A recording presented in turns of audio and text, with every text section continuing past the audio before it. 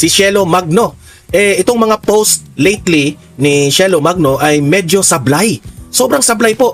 Hindi ko nga maiintindihan kung itong si Shelo Magno ay isang propesor. Maraming sa mga taong bayan ang nagtaka, ganyan ba mag-isip itong propesor na ito? Naging profesor ka pa niyan sa pag-iisip mo, Shelo Magno? Mamaya ipapakita ko yung post na sablay. Re-reaction na natin itong post ni Shelo Magno, okay? At pangalawa nating pag-uusapan, itong si Attorney Vic Rodriguez ay nag-react na po ito patungkol po dito sa pari na sablay na si Father Flaviano, okay?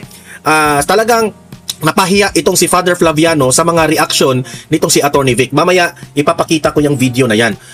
Ito, pangatlo nating pag-uusapan. I-recall natin itong isang video ni Senator Bato de la Rosa sa Senado noong in-interview niya at nag-hearing dito sa isang pari. Itong si Father Flaviano ay gumagamit ng bawal na gamot. Nakakahiya, isang pari na gumagamit na bawal na gamot. Isa palang jadik dati. Lulong pala sa droga itong si Father Flaviano noon. Okay? So, ipasaksi ko sa inyo itong mga tanong ni Senator Bato de la Rosa at parang proud pa itong pari na ito na gumagamit siya dati. Tingnan nyo. Kaya pala, no wonder itong pari na ito galit na galit kay Tatay Digong. Okay? Mamaya ipapakita ko yan. At ito, trending na trending itong live ni Alvin and Tourism sa The Hague. Okay? Nakasama niya itong si Vice President Sara Duterte. Na nakita doon sa live niya na nagre-react itong si VP Sara sa sobrang daming papel na sinayang ni na Magno at itong si pare na Flaviano. Okay? Sabi ni VP Sara, ang daming papel naman yan. Sabi ni VP Sara, sayang raw itong mga papel na itong syempre, nag-file sila ng plunder, malversation o kung anong nasa isip nila, no? Para maipakita sa taong bayan na ganito po karami ang papel naming ikinakaso kay VP Sara. Yung halatang propaganda ba para lang masiraan si VP Sara. Ngayon, gusto nating mapakita itong video na ito para alam natin kung ano yung reaction ni VP Sara dito. Okay? Mamaya ipapakita ko rin yung video na yan. At last but not the least na ating pag-uusapan ay itong interview ng SMNI kay Rowena Guanzon patungkol po sa paparating na BICAM na gaganapin. Kasi binabantayan ngayon itong BICAM, baka magaya na naman ito ng 2025 BICAM na sobrang daming insertions. At dito sa interview na ito, ay nabanggit ang pangalan ni Hontiveros na marami palang insertions itong si Hontiveros ayon kay Attorney Rowena Guanzon, itong dating COMELEC chair. My God, Hontiveros! Ano ngayon, Hontiveros booking na booking ngayon si Hontiveros dito kay Attorney Rowena Guanzon. So yun po ang mga pag-uusapan natin ngayong araw na ito. Pero guys, bago ang lahat, may po muna na i-like at saka i-share itong video na ito para kakalat ito sa taong bayan. Okay, mahalaga like and share. Okay, ready? Sabay-sabay mo tayong mag-like and share. 1, 2, 3, go! Ayan, naka-like and share na ba? And sa mga bago pa lang dito sa aking channel sa Don Mar TV, mag-subscribe na po kayo kung first time nyo itong napanood, no? Para lagi kayong updated sa ating mga balita. Okay, so unahin muna natin itong post ni Shelo Magno na umani ng maraming reaksyon ng mga taong bayan na sabi ng taong bayan, sobrang sablay itong si Shelo Magno at hindi po makapaniwala ang taong bayan na itong babaeng ito ay isang propesor. Sabi ng taong bayan, ganito ba mag-isip ang isang propesor? Sabi dito ito yung sabi ni Shelo Magno. Bakit daw ilalagay sa bangko ang mga kinurakot? Kasi po, pinagbibintangan nila si VP Sara na yung mga ninakaw na pera ni VP Sara raw ay naniniwala sila Shelo Magno na transfer na raw sa bangko ni VP Sara. Yun yung unang argumento nila. Sabi ng mga siyempre, supporters ni VP Sara, hindi naman siguro ganon katanga ang isang tao na kung magnakaw ka ng pera, ilalagay mo talaga sa bangko mo. Di ba? Which is my point. Di ba? For example, ikaw, nagnakaw ka, trabahante ka ng gobyerno. Nagnakaw ka, milyon-milyon ang ninakaw mo. Let's say, bilyon-bilyon. Kung matino ka, hindi mo yan ilalagay sa bangko mo. Di ba? Sabi nga ng iba, bumibili ng kondo para doon ilagay ang mga pera na ninakaw nila. So hindi naman siguro ganun katanga si VP Sara o ganun kabobo si VP Sara na magnakaw siya ng pera ng taong bayan tapos ilalagay niya doon sa kanyang bangko. So meaning to say, gawa-gawa lang ni Shelo Magno, kathang isip lang nila yun na si VP Sara ay nagnakaw ng pera. Di ba? Kasi hinahamon nila ngayon na ipa-open ang bangko ni VP Sara para tingnan kung nakikita yung mga flow of money doon kung meron talagang ninakaw si VP Sara. Ang sabi ng mga DDS, tanga ka pala eh. Ang mga magnanakaw, hindi yan ilalagay sa bangko. So, sablay itong sinabi ni Shelo Magno. So, nag-reply itong si Shelo Magno. Ito ngayon ang kanyang sinabi. Bakit daw ilalagay sa bangko ang mga kinurakot? Kasi naninindigan siya na nilagay raw ni VP Sara ang ninakaw sa bangko. Simple lang naman. Kung walang tinatago, which is si VP Sara ang pinatutungkulan niya, kung walang tinatago si VP Sara, mag-sign ng bank secrecy waiver. Hindi ba? Pero hindi raw magawa ni VP Sara na ipakita yung bangko niya. Hintayin na lang natin kung ano ang matutuklasan ng ombudsman, which is si Remulla. Huwag masyadong defensive. So yan ang sinabi ni Shelo Magno na bobo. Bakit itong sinabi ni Shelo Magno katangahan? Bakit sablay ito? Ito, kinuha natin itong post na ito, shinare ito ni VOVPH. Heto naman ang reaksyon ni VOVPH. Professor ka, pero tanga ka. The burden of proof lies on the accuser. Correct, di ba?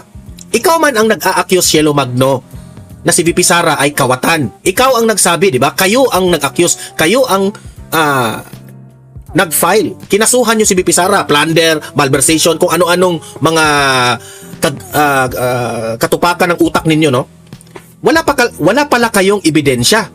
Kaya, titingnan yung bank account ni VP Sara? Boba ka pala eh. Di ba?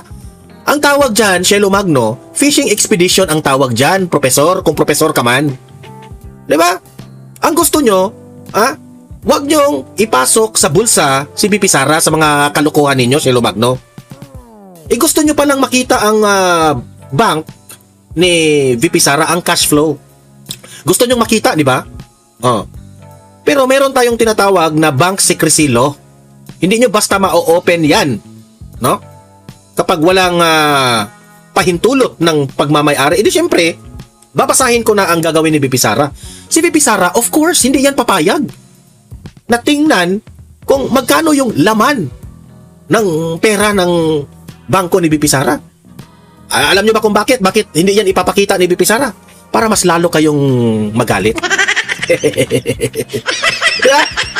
Pero kung ang taong bayan, no? Kung ang taong bayan ang magsasabi na, VP Sara, we would like to see your bank. Si VP Sara ay pahihintulutan yan. Walang problema yan kay VP Sara. Handang-handa si VP Sara na ipakita ang kanyang bangko. Pero kayo man ang nag-aakusa na kawatan si VP Sara, di ba? Kayo yung gumawa ng ebidensya. Magpakita kayo ng ebidensya na kawatan si VP Sara. Kasi akusa kayo ng akusa, wala pala kayong ebidensya eh. Di ba? So sablay ka, Shelo Magno. Tanggalin na lang natin yung professor na pangalan mo. Di ba? Sobrang tanga mo eh. Di ba? Siyempre, gusto nyong ipasok sa bulsa si VP Sara para ipakita, para i-prove lang ni VP Sara. Akala nila siguro na itong si VP Sara ay susunod sa kanila. Ito yung bangko ko. Walang ninakaw. Ito yung bangko ko. Akala nyo gagawin nyo ni VP Sara para sa inyo? Pikat nyo, utot nyo. Hindi yan gagawin ni VP Sara para sa inyo, no? Hindi nyo mapapasok, hindi nyo makokontrol si VP Sara, sa totoo lang. Okay? If you want proof na hindi siya nagnakaw, magtiis kayo. Kayo ang nag-claim na nagnakaw ng pera si VP Sara. Ang confidential funds, sabi ninyo, ginamit ito ng winaldas ito ng VP. Patunayan yun nyo ngayon. Hindi pwede na si VP Sara ang mag-explain para sa inyo na ito yung bangko ko, wala akong ninakaw. Hindi yan pwede. That's fishing expedition. Naghahanap kayo ng kasalanan ng isang tao. Akala ko ba may ebidensya kayo? Akala ko ba winaldas ni VP Sara ang confidential funds? Nasaan yung ebidensya nyo? Ganon lang ang argumento, Magno. Wala pala eh. So, pikat ninyo, boba ka. Boba ka talaga. Ay, nako. Actually, yung utak mo, Shelo Magno, pariha lang kayo ni, ng pari na yan, na si Flaviano. Alam niyo ba kung bakit? Kasi si Attorney Vic, tumpak na tumpak itong reaksyon ni Attorney Vic Rodriguez dito sa pari na ito. Ito panoorin po ninyo, Kaya nga po yung pari Katoliko ho ako stakeholder ako sa Catholic community, sa Catholic Church. Yung pare na nakasuot. Actually, no, itong pari na ito, ikinahihiya na siya ng simbahang Katoliko eh. Meron na pong pari na pumalag dito. Kasi hindi po proud sa kanya yung simbahang Katoliko. Dati pala itong adik eh. Nakakahiya ka, Father!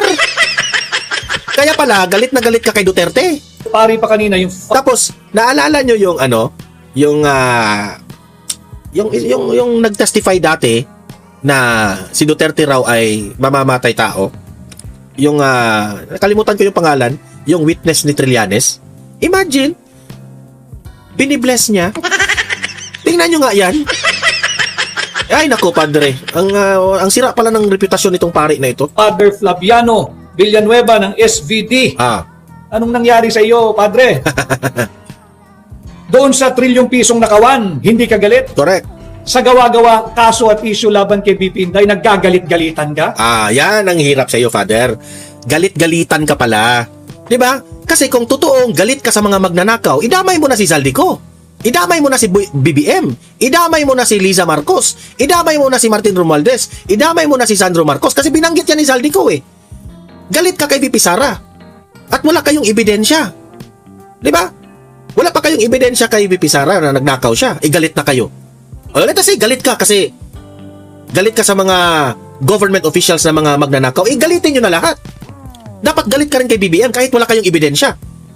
Galit ka kayo kay VP Sara na wala kayong ebidensya eh. Dapat galit ka rin kay Martin Romualdez, Sandro Marcos, F. Eliza.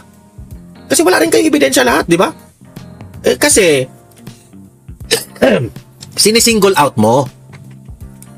Kinakampihan mo kasi silang BBM, ang Marcos administration, kasi pabor sa inyo eh. Kasi alam ninyo na kapag Duterte ang mamuno sa bansang ito, ang Dilawan, basura. Ang Dilawan, inidoro. Yan ang katotohanan. Huwag na tayong magbulaan, Padre. Kaya pala galit ka kay Tatay Digong. Kasi sumisinghot ka pala noon. Boo! Boo! Tama yung sinabi ng iyong patron. Mahiya ka naman. Ikaw ang dapat tamaan nun. Wala ka na sa ayos. And I have the right to speak dahil ako po ay bahagi ng komunidad ng Katoliko. Dito, sa Donmar TV, ang daming mga audience ko dito na mga Christians at mga Katoliko. Okay? So, itong pari na ito, ikakahiya po natin ito, simbahang Katoliko. Ay, nako, bakit? Ito yung mga pari na dapat patalsikin sa simbahan eh. At nagsuot pari ka pa, so may karapatan akong pumuna din sa'yo. Correct, di ba? Bakit? Kayong mga, ikaw na pari ka, ikaw lang ba ang may karapatan para mag-akusa? Ikaw rin, ginajudge ka namin. Isa kang walang hiyang pari. Isa kang, yung ugali mo hindi makain. Flaviano. Sobrang nakakahiya ka sa pamumulitika mo, sa involvement mo sa away politika. Hindi mo ba alam na dapat ang mga religious group, ang simbahang mga hindi kayo dapat nangingialam ang mga religious group sa politika? Wala kayong karapatan, magreklamo sa gobyerno o kay BP Sara kasi hindi kayo nagbabayad ng tax. Libre ang tax ng mga simbahan. Wala kayong karapatan. Pero ikaw, kasi hindi makakain yung ugali mo, no? Nag-iskandalo ka ngayon in front of the Filipino people. Nakakahiya ka, Padre. Wah! Dahil ipokrito yung iyong pag-aakto kanina, na galit ka sa korupsyon, sinabi na ng COA na wala nga. Wala nga. Correct. Yung notice of disallowance is not equivalent to malversation. Yung notice of disallowance, ibig sabihin lamang kulang ka pa sa documentation. Ano ho ang ginawa ng tanggapan ng pangalawang Pangulo? Di kinumpleto yung mga kulang na dokumento. Sa tanging OVP lamang ho ba ang nakakatanggap ng notice of disallowance? Hindi. Normal po iyan sa lahat ng tanggapan hanggang barangay level.